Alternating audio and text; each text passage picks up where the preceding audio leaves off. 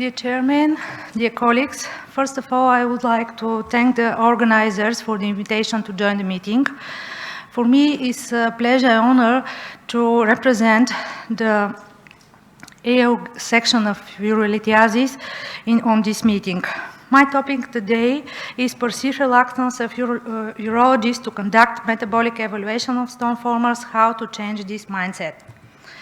I have no potential conflict of interest to report. During my talk, I will cover the following points: epidemiology of stone disease, rationale for metabolic evaluation, efficacy of conservative treatment and prophylaxis, physicians' attitude to metabolic evaluation, patients' perspective to metabolic evaluation and prophylaxis. Let's start with epidemiology of stone disease. The epidemiology of urolithiasis differs according to geographical area, age, and sex distribution, stone composition, and stone location. Prevalence of kidney stones is rising worldwide with significant increase in the female population. The gender gap in the kidney stone prevalence appears to be closing in the past decade. Furthermore, recurrence rates of urolithiasis are increasing with every stone episode, and urolithiasis is a recognized risk factor for end-stage kidney disease, which translates into a significant projected economic burden. So, do we really need a metabolic evaluation of stone formers, and why? Metabolic evaluation of stone formers aims at identification of metabolic abnormalities and risk factors for stone recurrence, which may lead to targeted dietary and pharmacological intervention to reduce recurrence rates and the need of surgical treatment. According to EU guidelines, every stone patient should be assigned to a low or high risk group for stone formation, which are prerequisite for specific prophylactic measure. For correct classification, two items are mandatory: reliable stone analysis by infrared spectroscopy or X-ray diffraction, and basic analysis. A recently published systematic review of 21 randomized controlled trials showed that recurrence rates are higher in patients with 2 or more previous stone episodes. Dietary changes seem to be more effective among single stone formers compared to pharmacological therapy, which was beneficial for patients with more than 2 episodes. Johnson and colleagues compared the risk of stone recurrence between physicians managed with conservative therapy and pharmacotherapy. Pharmacotherapy was found to be more effective than conservative therapy in reducing underlying stone-related events. However, conservative therapy appeared to be as effective as pharmacotherapy in a low-risk patient. Pharmacotherapy best reserved to recurrent stone formers regardless of metabolic background. But what are the physicians' attitude to metabolic evaluation of stone formers? Recently, a group from Canada investigated adherence of physicians to best practice guidelines on metabolic evaluation of stone disease. 530 patients were included in the study at 5 academic institutions. 79% had at least one indication to receive a metabolic evaluation, which increased to 96% if first-time stone formers who reported interested in metabolic evaluation. However, less than a half of patients with at least one indication receive metabolic evaluation, and this number decreased further in patients. In the same study, among specialties, urologists were more likely to perform metabolic evaluation compared to nephrologists. Furthermore, patients were more likely to receive metabolic evaluation when the referring urologist was an urologist. Another study from US performed a web-based survey among urologists, members of Endourological Society.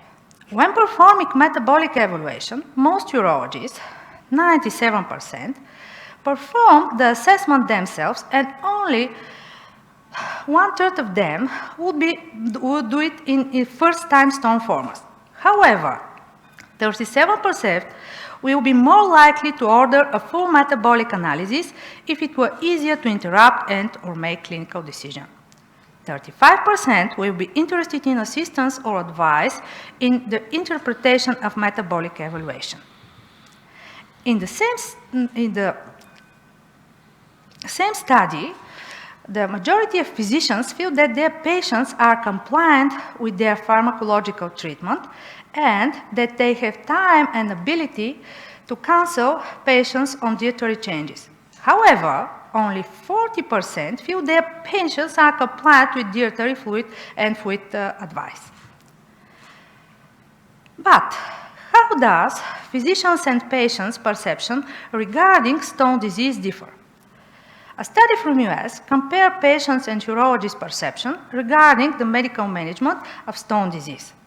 The study revealed that majority of patients with stone would rather adhere to long-term medical therapy than experience recurrent stone events. Most of surveyed urologists perceive that patients are willing to undergo multiple pain episodes and or surgeries before agreeing to long-term medical therapy. But what are the patient's attitude to metabolic evaluation and prophylaxis? Studies have found it that the majority of kidney stone formers are interested in more information about their disease, identifying the underlying cause of their stone disease, prevention of recurrence by following a diet or taking a medication. Recently, a group from Canada investigated patient compliance to best practice guidelines in 300 patients. Participants perceived satisfactory education with their urologist and primary care physicians. 67% were in agreement that preventive practice reduced future stone occurrence. Patient compliance to preventive stone practice was 45%. Highest compliance loss to fluid intake, 72%. Participants demonstrate adequate understanding of fluid intake and its role in prevention. However, knowledge was lacking when assessing adjunct dietary measures.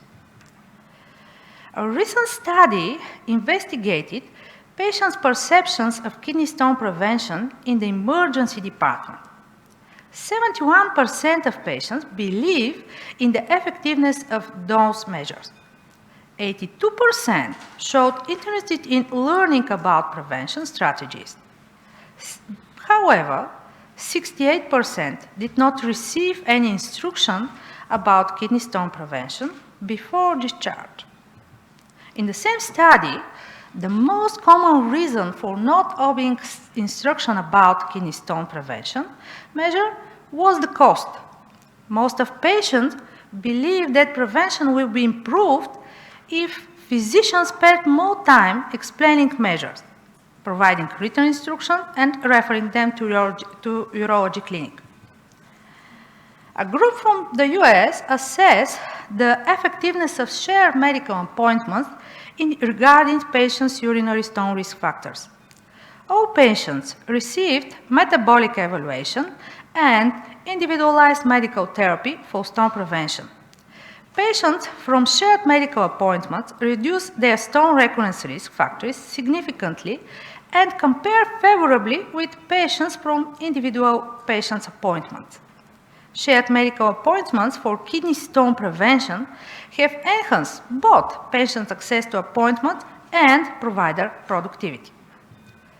In conclusion, dietary modification and medical treatment substantially reduce the risk of stone recurrence.